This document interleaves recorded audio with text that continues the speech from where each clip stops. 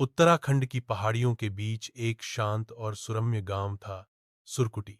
चारों ओर हरे भरे जंगल, कल कल करती नदियां और पर्वतों की गोद में बसा यह गांव बाहर से जितना सुंदर दिखता था, भीतर से उतना ही रहस्यमयी था। गांव के एक कोने में एक घाटी थी, जिसे लोग अजगर की घाटी कहते थे।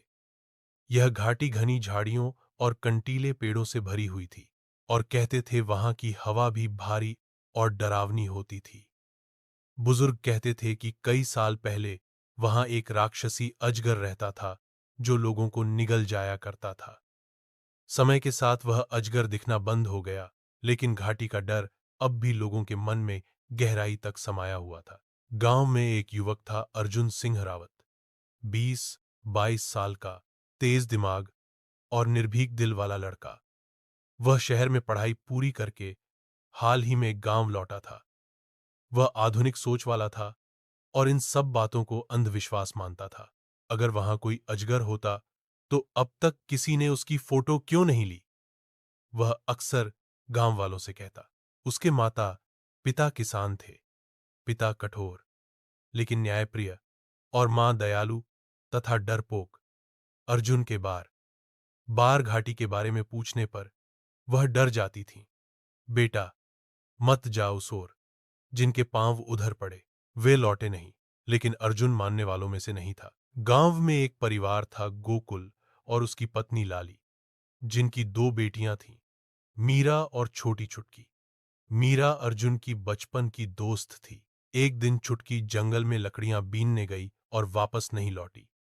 मीरा और लाली रोती बिलखती अर्जुन के पास पहुंची। अर्जुन भैया, हमारी छुटकी को बचा लो, वह कभी अकेले नहीं जाती थी, मीरा ने कहा।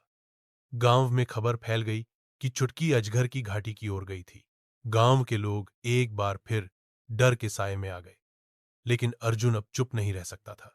अर्जुन ने गांव के प्रधान से बात की, कुछ लोगों से मदद मांगी, लेकिन कोई भी उसके साथ घाटी में जाने को तैयार नहीं हुआ।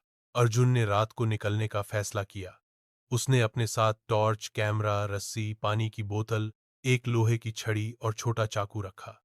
मां ने कांपते हाथों से उसके माथे पर तिलक लगाया और बोली, भगवान करे तुझे कुछ न हो।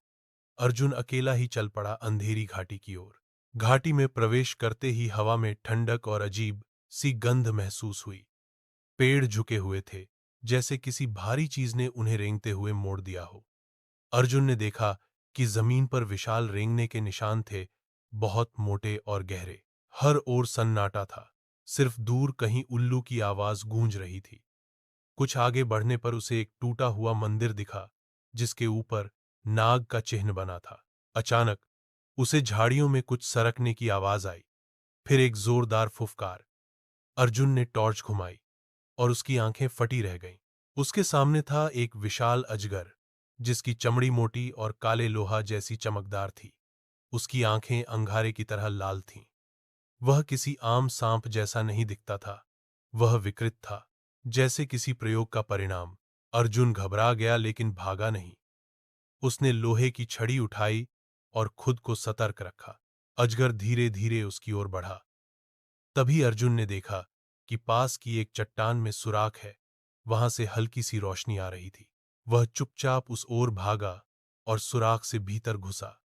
वो एक गुफा थी, बड़ी ठंडी, और भीतर अजीब से उपकरण पड़े थे, जैसे कोई प्रयोगशाला हो।